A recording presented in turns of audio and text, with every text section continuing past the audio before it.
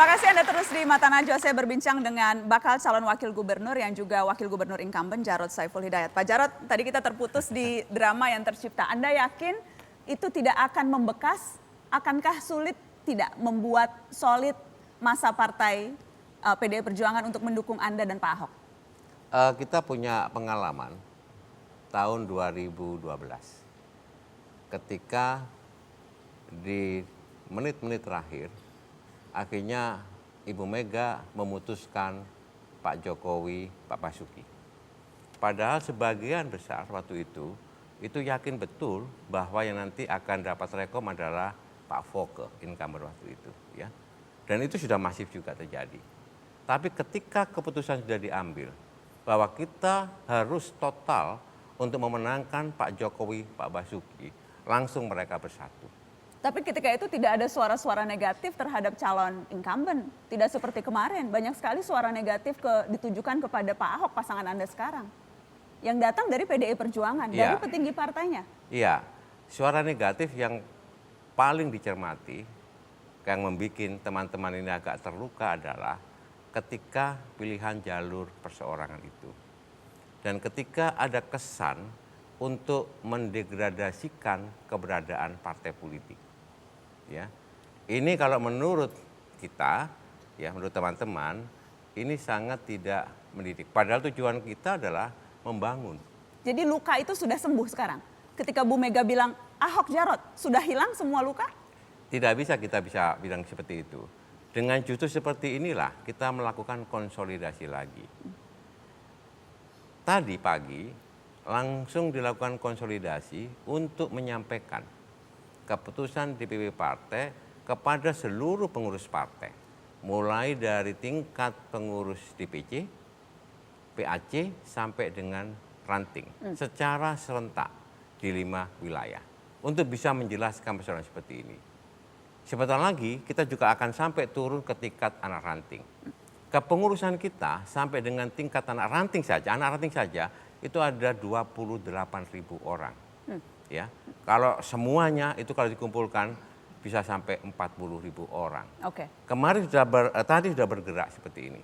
Tentu saja akan kita jelaskan alasan-alasan mengapa PDI Perjuangan dan Ibu Megawati Soekarno Putri sampai menggunakan hak prerogatifnya untuk mengajukan pasangan Ahok Jarod. Dan yang utama apa? Kenapa akhirnya dipergunakan hak prerogatif itu? Karena PDI Perjuangan ingin menunjukkan bahwa persoalan-persoalan yang terkait dengan etnisitas, sektarian, ya, suku, agama, ras, itu sudah selesai bagi kita. Kita semua sudah sepakat untuk menerima ideologi Pancasila. Dan kita harus betul-betul mensyukuri nikmat yang diberikan Tuhan Yang Maha Esa kepada kita. Bahwa kita diberikan karunia satu tanah air Indonesia yang sangat kaya dan beragam. Jadi untuk membuktikan bahwa masalah SARA, etnis, non-Islam dan sebagainya itu sudah selesai. Jadi ini lebih statement PDI Perjuangan mendukung Pak Ahok untuk menunjukkan tidak SARA-nya, begitu? Kami ingin memastikan bahwa persoalan ini betul-betul sudah bisa membumi di ibu kota negara ini. Baik. Kalau ini bisa selesai di ibu kota, maka saya yakin di seluruh Indonesia akan juga sama seperti di Jakarta.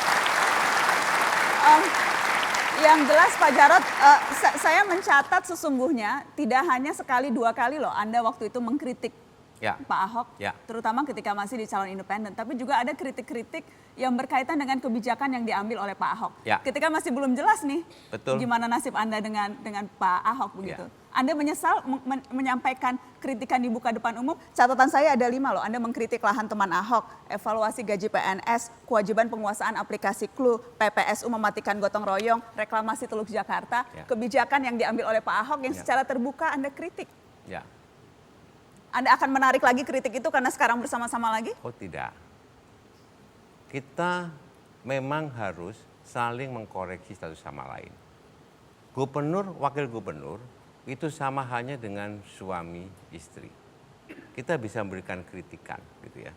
Tetapi setelah itu kita bisa berikan penjelasan kepada Pak Basuki. Kenapa saya ngomong seperti itu? Kita biasanya seperti ini ada satu ruangan khusus ya di balai kota. Kalau kita bertengkar di ruangan ini ya. Ketika itu bertengkarnya depan publik loh Pak. Ketika itu kritikan Anda disampaikan ke media. Ya, yang tentang apa? Reklamasi. Yang tentang reklamasi terutama. Ya, waktu itu saya sudah ke sono. Ketika saya ke Kepulauan Seribu, saya melihat seperti ini ya. Itu ada sesuatu yang kalau menurut saya tidak benar ya.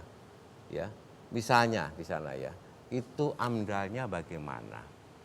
Analisis dampak lingkungannya ya. Kemudian belum ya, itu belum ada izin dan sebagainya sudah dibangun. Jadi Anda tetap pada posisi tidak setuju? Bukan tidak setuju. Saya berikan penjelasan pada Pak Ahok. Ini ada beberapa hal yang dilanggar. Dan kami minta itu dihentikan. Terutama pembangunan gedung di situ. Sudah dibangun ruko-ruko. Padahal izin prinsip belum keluar. Ini akan menjadi ganjalan tidak? Karena kan ini isu yang sangat sensitif yang kemungkinan akan jadi sasaran tembak lawan politik. Kalau Anda dan Pak Ahok saja tidak sepakat pada isu yang maha penting ini bagaimana Pak Jarod? Isunya adalah bukan masalah reklamasinya. Tapi isunya waktu itu yang kami sampaikan adalah ada pelanggaran. Ya, makanya itu dibongkar. Gitu kan? Makanya setelah itu dibongkar. Karena kami ke sana. Oke. Tentu saja kalau ada seperti ini kan tidak mungkin. Kemudian saya sembunyikan. Kami harus sampaikan kepada Pak Ahok. Dan Pak Ahok tegas, kalau memang nggak benar ya dibongkar Mas. Dia bilang begitu. Apa tapi kritikan terbesar Anda untuk pasangan Anda Pak?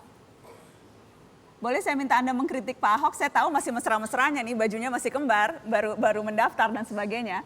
Tapi kan kritik kalau dari teman terdekat biasanya lebih enak didengar. Pak Ahok lagi nonton saya tahu. Apa kritik Anda untuk Pak Ahok? Sekarang sudah bagus lah. Selalu saya kritik, tolong kalau memberikan statement itu dipikir dulu, ya. Tolong. Seringkali nggak mikir baru ngomong ya Pak Ahok? Saya tidak tahu. Tapi seringkali kalau beliau ngomong, terutama yang doorstop itu, Mbak Najwa, yang doorstop itu kadang-kadang wartawan itu kan nakal ya. Ya. Masa sih Pak, kita baik-baik semua. Nakal, kadang-kadang mancing-mancing gitu kan ya. Dan begini. Jadi lebih gaya komunikasi, Anda mengkritik itu? Iya, gaya komunikasi. Tapi kadang-kadang wartawan itu nakalnya begini. Saya sudah sampaikan pada teman-teman wartawan, kamu jangan gitu dong. Kalau nanti Pak Ahok ngomong macam-macam, yang sakit perut itu saya, begitu kan? Anda sering sakit perut kalau Pak Ahok ngomong? Oh, ya tidak. Tapi kan saya harus antisipasi. Ya, kalau apa paling sakit perut waktu Pak Ahok ngomong apa Pak? Pak Jarod paling sakit perut waktu Pak Ahok ngomong apa? Sudah, nggak usah di ini.